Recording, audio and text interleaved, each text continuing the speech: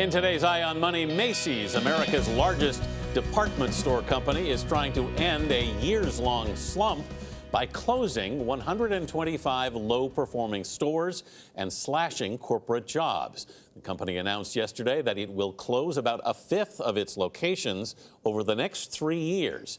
Macy's will also cut around 2,000 jobs at its offices in Cincinnati and San Francisco. It's unclear how many retail workers will be affected by the store closures. CBS News business analyst Jill Schlesinger is here. Jill, good morning. I was looking at a graph last night. At its peak, Macy's had 800-something stores. Yes, and now going down to 400. Wow. And this is a company, like many other big department store chains, that's been suffering from dual challenges. First, from some of the big boxes like a Walmart or a TJ Maxx or a Target, some of whom have been much better on pricing.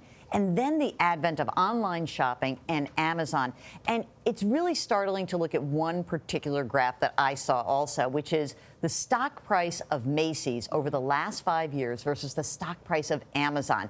Macy's down by 74% over the last 5 years. Wow. Amazon up by 437%. I mean, that is pretty startling. Macy's, Jill, can they stay in business? Will they stay in business? Well, I think this is going to be an interesting pivot because the CEO came on board a few years ago, is really focusing on what are our best performing stores. Let's close these massive stores, some of which are in malls where people aren't going anymore, focus on the high performing stores, but they're adding a couple of things. They've got a lower end brand that they're bringing on and actually opening new stores.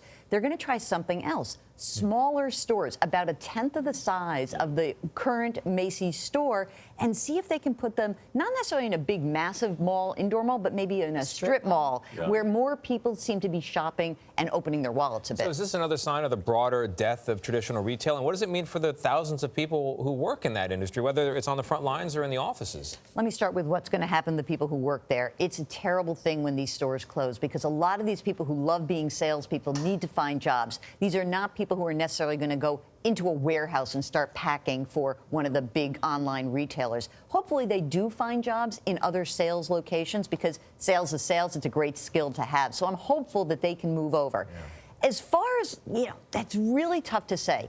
There were 9,300 store closures last year. Wow. It's almost a 60% increase from the prior year. This is a trend that will accelerate. I don't think we've seen the end of it.